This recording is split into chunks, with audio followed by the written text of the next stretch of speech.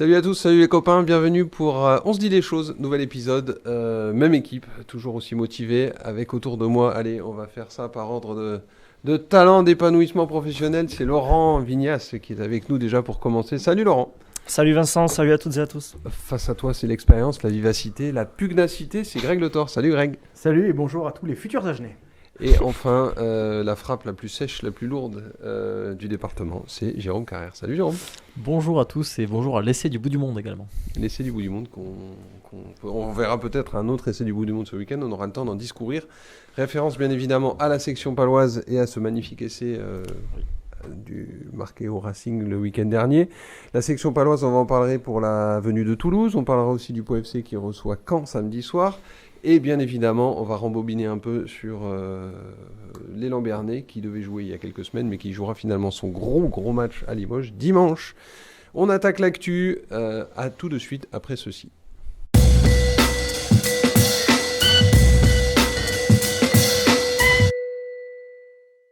Alors, d'abord la section. Parlons-en de cette section qui nous réussit à nous surprendre de semaine en semaine. Dans une temporalité assez édifiante. On perd avec le bonus offensif, sans bonus défensif. C'est fou. Si on vous avait dit la section doit se contenter du bonus offensif sur le terrain du Racing 92, vous auriez trouvé ça complètement absurde. J'aurais dit même lunaire, mon cher. Lunaire, tout à fait, malgré votre bienveillance légendaire. Et c'est pourtant ce qui s'est passé. La section paloise a inscrit 5 essais sur le terrain du Racing, mais est reparti avec un petit point. Mais c'était quoi ce scénario? À quoi on l'attribue? Parce que bon, je l'ai regardé de loin. Hein. Moi, je n'étais pas dans les tribunes comme toi, Greg. Qu'est-ce il y a eu une démonstration offensive de la section paloise. Ça, c'est la première chose qui a été même soulignée par la LNR et par le compte Twitter de World Rugby pour montrer un peu comment on joue au rugby. Mais visiblement, on joue à la paloise avec des relances depuis les 22. En revanche, ils n'ont pas montré les questions de discipline, puisque ça a porté tort aux Palois. 2 pénalités seulement contre le Racing, 7 fois plus, 14 contre nos amis Palois. Et ça a fait la différence, puisque les buteurs franciliens se sont régalés, alors qu'Antoine Astoy a connu un jour noir. Et d'imagine derrière aussi une certaine rogne qui s'installe. C'est bien beau de jouer au rugby, comme tu l'as dit, donc les comptes Twitter de toute la planète qui disent « Regardez comment on joue au rugby ». Ils aimeraient bien qu'on mette « Regardez comment on gagne au rugby ». Ce serait bien aussi, non Jérôme, c'est peut-être ça maintenant le thème, comme il y a des thématiques du jour, du mois, de la semaine. Si on prend tout ce qui est progression, etc., c'est quand même le premier bonus offensif de la saison, puisqu'ils l'avaient entre les mains à Perpignan, ils l'avaient perdu à la dernière minute. Il l'avait aussi entre les mains au Hameau contre Brive, pareil, il l'avait perdu dans les derniers instants. Bon, mais là, finalement, c'est ce bonus défensif qui perd un peu au dernier moment. Comme l'a dit Greg, c'est un peu dommage, c'est une discipline qui vient un peu gâcher la fête, entre guillemets, puisqu'ils avaient, au-delà de ça, réussi beaucoup de très belles choses. Mais oui, maintenant, il va quand même falloir gagner, parce que derrière, les autres, ils n'attendent pas, en fait. Que ce soit Biarritz, Perpignan, qu'on voyait un petit peu décrocher, ils gagnent. Toulon, qui embauche bientôt plus de managers que de joueurs. A priori, à un moment donné, ça va repartir. Donc c'est vrai que maintenant, il va quand même commencer à falloir... c'est pas très français, mais il va falloir prendre des points, en gros. Donc c'est vrai que bien joué, c'est top. Maintenant, quand on voit quand même les prestations, que ce soit à Montpellier ou au Racing, on peut quand même aussi se dire légitimement que la section quand même a une certaine marge, je pense, sur certaines équipes. Mais encore faut-il aujourd'hui prendre quelques points, peut-être contre Toulouse ce week-end ou La Rochelle le week-end sur certaines équipes, c'est une appellation qui ne convient pas forcément à Toulouse. Et quand on dit prendre des points, Toulouse, eux aussi, commencent à trouver le temps un peu long. Prochain adversaire donc de Pau au Hameau.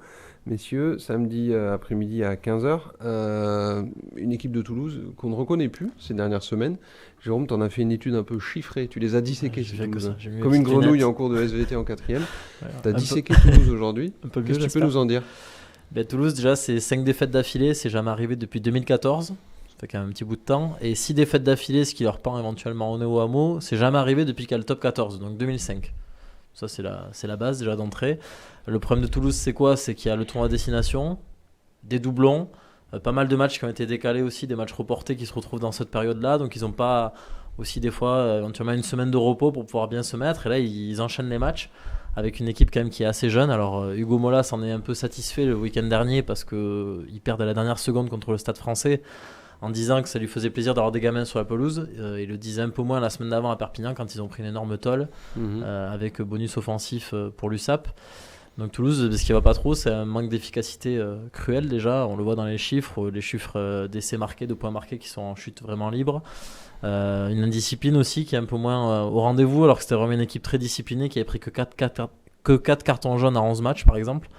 Et puis c'est devant aussi où ça va un peu moins bien. Ils ont quand même donné pas mal de monde au 15 de France, on le voit à chaque fois, que ce soit Baye, Marchand, Movaka, et ça fait quand même un petit peu la différence. Donc c'est peut-être un axe aussi pour les Palois, ça se dire qu'aujourd'hui il va falloir prendre ce Stade Toulousain devant, avec une conquête paloise qui va pas toujours très très bien. On l'a vu au Racing, où dans les 15 dernières minutes, on peut mettre ça sur le dos de l'indiscipline, mais aussi quand même sur la conquête où il y a beaucoup de touches perdues. Et au final, ça coûte cher. Ouais, mais c'était la meilleure touche du monde, si j'ai bien lu. Si j'étais Morpion, je dirais que ça ressemble pas mal le portrait que tu viens de nous faire de Toulouse, ça ressemble pas mal à celui de la section. Hein.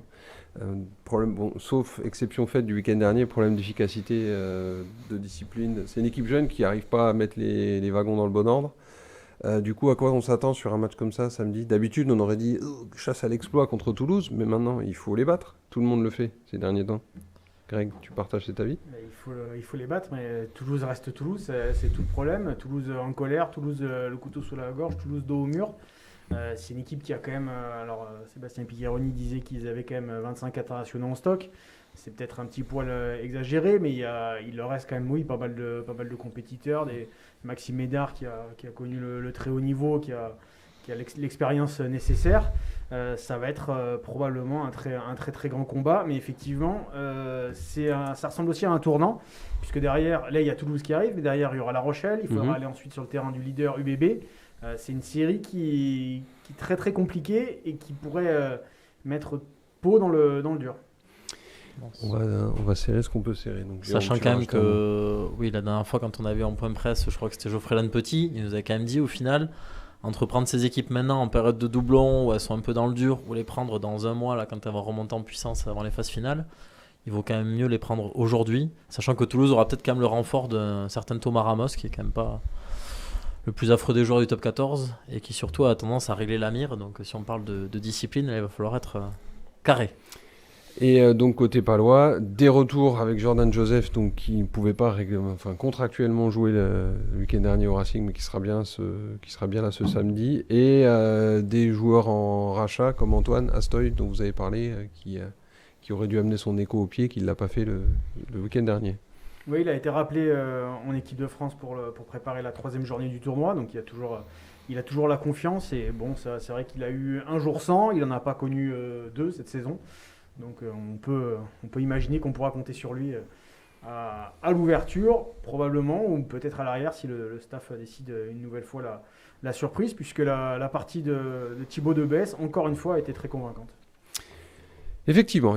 D'ailleurs, sur l'essai salué sur tous les réseaux, il apparaît en bonne place. C'est lui qui allume un peu les mèches. On aurait dû les inviter finalement à la section, parce que moi, je rembobine. La semaine dernière, on a dit que ceux qui venaient ici en tant qu'invités ne perdaient pas la semaine d'après. Ça s'est vérifié encore. D'ailleurs, Laurent a fait un super classement à Oloron sur le 10 km la semaine dernière. Merci. Il n'y a pas de hasard, donc pardon à la section paloise. C'est vrai qu'on aurait pu... On l'a pas mis en photo parce qu'on veut pas mettre les collègues. Mais... Non, parce qu'on a une éthique de travail aussi, c'est comme ça. Tout le monde ne peut pas s'en prévaloir. On enchaîne les grosses affiches après ce section Toulouse qui fait saliver les supporters de la section. Il y a un Limoges-Pau qui revient. On réchauffe un peu, on ressort le plat qu'on avait mis sous le papier alu au fond du frigo.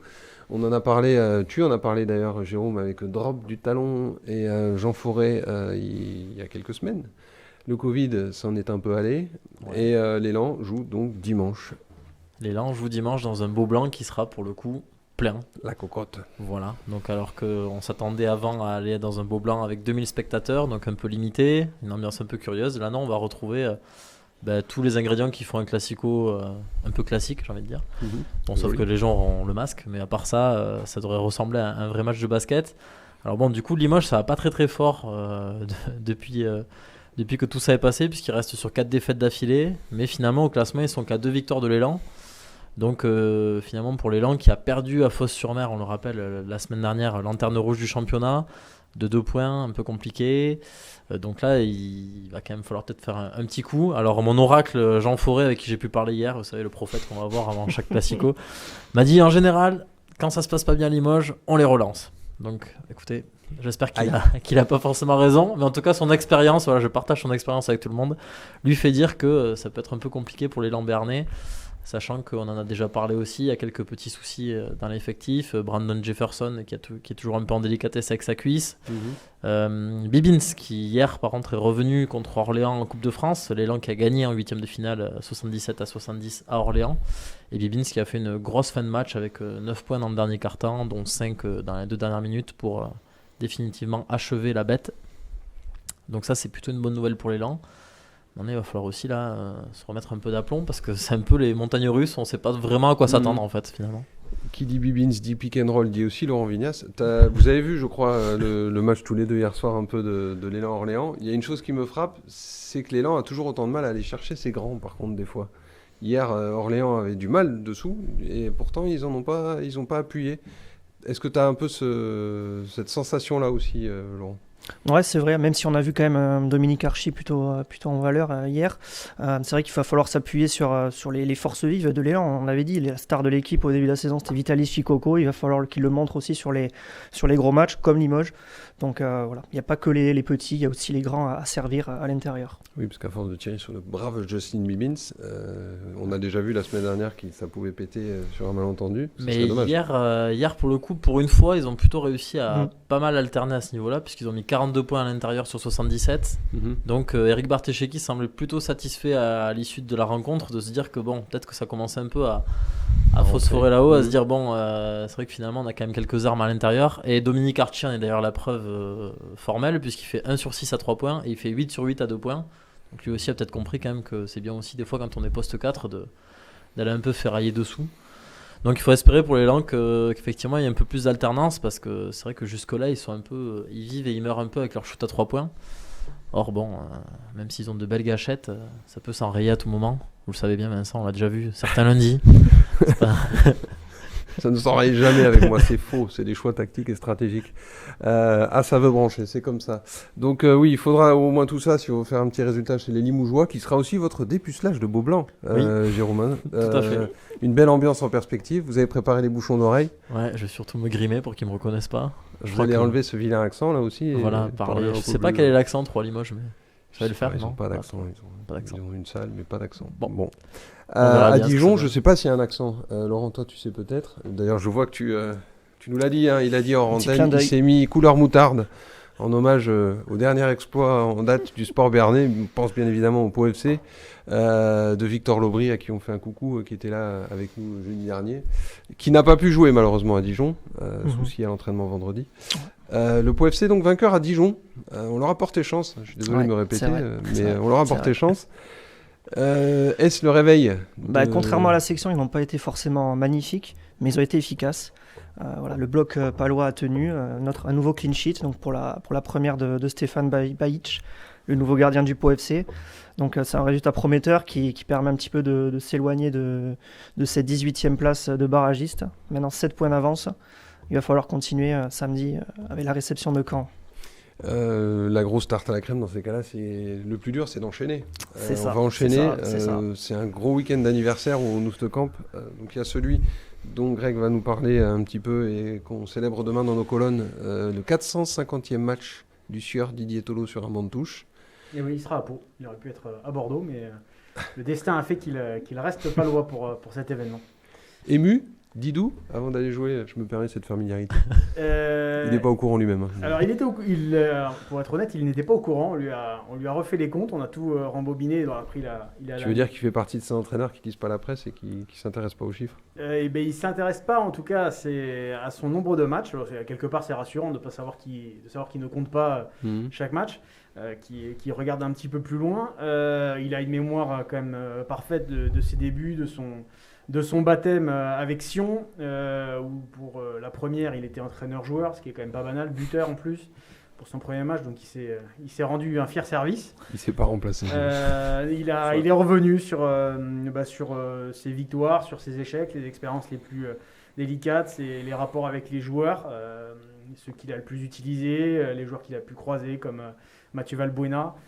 Des joueurs qu'il a étudiés, auxquels il n'imaginait pas un destin de joueur professionnel, comme Bonat Remoulinas qui est devenu international. Comme quoi, on peut parfois se tromper. Donc Encore. non, c'est une belle plongée en tout cas dans la vie d'un entraîneur, avec tout ce que ça a de fascinant et aussi de terrible, parce qu'il raconte que ce métier c'est un tourbillon et qu'on n'a pas le temps vraiment de profiter des choses, des événements. C'est toujours match après match. Il dit quand on perd il faut gagner, quand on gagne il faut faire une série, quand on est troisième il faut être deuxième, quand on est deuxième il faut être premier. Donc ça s'arrête jamais, donc c'est passionnant, prenant, et c'est raconté demain dans nos colonnes. Très bien, merci Greg. Didier, on est avec c'est toi. Pour magnifique. supporter ça. Ouais, j'avais la Alors, larme en tête. c'est le tourbillon de la C'est vie vrai. là, que tu viens de nous faire. Et c'est magnifique. Tu C'est penses une chanson. Est-ce que tu nous vois un petit destin international, Greg? Si le Béarn est autonome, pourquoi pas. Je reviens à toi, Laurent, sur ce match. On va laisser un peu les cotillons de côté. Les calculettes, on va les reprendre. Caen, une équipe, on va dire, publiquement référencée à ce niveau, voire au-dessus. Pas forcément évident. Mais aussi, le Pau FC a montré qu'il était parfois plus à l'aise avec ce genre de grosses écuries que contre les équipes, en théorie, plus à sa portée. Une grosse écurie, oui, par son passé. Ils étaient il n'y a pas si longtemps en Ligue 1, mais ils ont très mal digéré leur descente en Ligue 2. On se souvient, l'an dernier, ils sont maintenus à la dernière journée. Donc j'ai eu Stéphane Moulin au téléphone tout à l'heure, et lui, il veut pas qu'on considère Caen comme une équipe capable de jouer le top 5. C'est une équipe qui est malade, selon lui, qui reste encore sur cette saison dernière loupée. Donc c'est une équipe en reconstruction. Voilà. Stéphane Moulin qui a été nommé en juin dernier. Voilà, lui, sa mission, c'est de reconstruire ce club par en bas, quoi, parce que tout a été détruit, quoi. L'ancien sorcier d'Angers. Hein. Voilà, c'est ça. Qui a fait les Il est resté 10 ans à Angers, ouais, c'est ça. Pour Pau, je fais un petit appel effectif. Avons-nous des nouvelles du sieur Victor Lobry, justement, sur son pied ou sa cheville? C'était le pied, hein, je crois, il avait pris un coup. C'était le pied. Ils espéraient le retrouver pour ce rendez-vous. Maintenant, c'est vrai que le groupe est toujours donné après le dernier entraînement qui aura lieu demain. Donc on verra si ça sera le retour du meilleur buteur-passeur du Pau FC, ce qui est forcément toujours un atout. Tout à fait. Et du coup, ça a fait chuter sa ligne de stats de 23 à 23 titularisations sur 24 journées. Autre bonne nouvelle, au-delà de la défaite, de la victoire bien sûr à Dijon, les recrues se sont montrées plutôt à leur avantage. Poa notamment, le gardien Stéphane Bajic. Ça aussi, ça veut dire qu'il y a, il y a un second souffle aussi sur lequel on peut compter peut-être. Ouais, c'est vrai qu'on voit que Poa s'intègre parfaitement à cet effectif. Il a un rôle de régulateur au milieu de terrain, une assurance, balle au pied, qui permet de calmer le jeu, de poser un petit peu le jeu à cette équipe qui avait tendance parfois à perdre ses moyens, alterner le bon et le moins bon dans les rencontres. Et là, on a vu vraiment qu'il amenait de la maîtrise, quoi, en tout cas. Une bonne nouvelle, comme le petit tout qu'on voit derrière vous, Stéphane Bajic. Bon, là, il fait la grimace, mais en vrai, il est plus à l'aise sur sa ligne. Donc, le nouveau gardien qu'on verra donc pour la première fois au Noustecamp en match officiel ce samedi, ce sera contre Caen. On aura aussi un petit œil avant cela vendredi soir, parce qu'on ne les oublie pas évidemment. Leur retour au Sporting d'Est a été retardé à cause du coquin virus. C'est nos amis du Bière Handball qui recevront Ivry, autre grosse écurie référencée là cette fois-ci en Pro League. Et ceux à qui on a aussi porté chance, le Pau Nousti Sport qui reçoit donc Frontignan pour un gros match de National 1 la semaine prochaine. T'as pas aimé mon Si, voilà. Non, après, c'est des messages subliminaux quand même, c'est subliminal là, dans l'approche. Bah, moi je suis très comme ça, Ouais. moi je suis subliminal et puis voilà, hein, voilà, je m'oreille pas, je suis subliminal. Allez, on va pas se noyer dans les grosses phrases qui veulent rien dire, on va parler des pronostics, on va sortir le cash après ceci.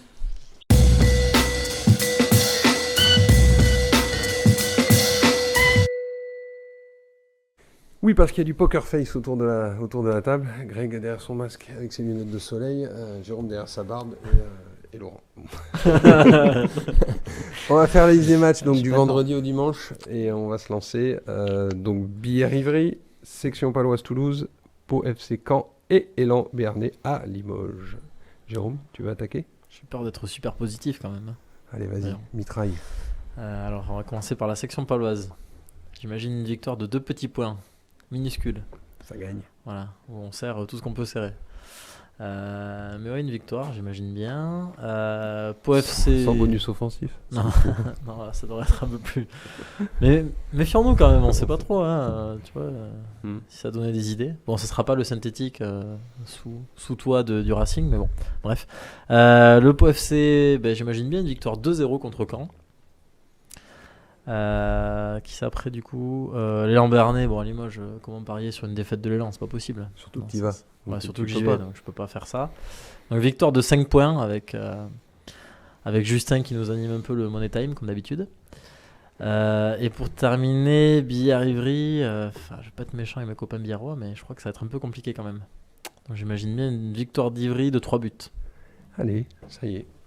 Il s'est mouillé, il s'est jeté à l'eau. Greg, Moi, j'ai oublié une égalisation de Jérémy Vergely à la dernière minute, à la dernière seconde même. dernière contre- seconde, sinon ça laisse du temps. Contre Billard pour le match nul. Mais il a peur qu'ils viennent le croiser après C'est au ça. hameau, c'est ça? Il attend le numéro de Je vois téléphone. une victoire pour la section paloise contre le Stade Toulousain qui repartira du hameau sans bonus.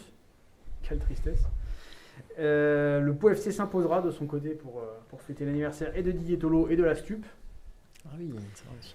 Car qui ne saute pas n'est pas palois. Et Et- un petit écart, un petit buteur, non? Parce que d'habitude, tu fais toujours la petite et ben, le buteur, ça mise en lumière. sera SND, l'Ironman du Pau FC. tout à fait. Très bien. Et nous terminerons malheureusement avec la tristesse de mon ami Jérôme à Limoges, avec une petite défaite. Aïe, aïe. De Léon Bernet. Laurent, à toi de rétablir justice et vérité sur ces pronostics. Moi, je vois une victoire de la section, ouais, aussi comme Greg, une victoire assez large face à cette équipe toulousaine diminuée. Voilà, avec toujours du spectacle et des essais venus d'ailleurs. Fantasia. Je vois un match nul du Pau FC face à cette équipe de Caen avec des buts, allez, un 2-2 on va dire. Parce que c'est une équipe qui marque beaucoup de buts, Caen, avec le co-meilleur buteur du championnat, Alexandre Mendy, 13 buts. Donc je pense que ça va être compliqué. Et puis c'est toujours compliqué d'enchaîner dans ce championnat. Donc voilà, 2-2. Je vois une victoire de l'élan à Limoges. Voilà. Voilà. Toujours un petit peu chaud vert, mais c'est vrai que je les vois bien enfoncer encore un peu plus ces Limougeaux. Ça serait avec plaisir.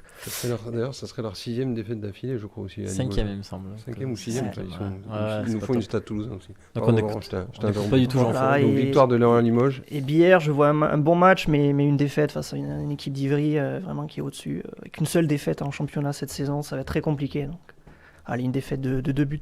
D'accord. Voilà. Votre grille est cochée à toutes et tous. Il ne nous reste plus qu'à vous souhaiter une bonne fin de journée, comme dirait l'autre, sauf au Limougeau. Et moi, je vous dis à très bientôt pour une nouvelle émission pleine de bonne foi et de bienveillance.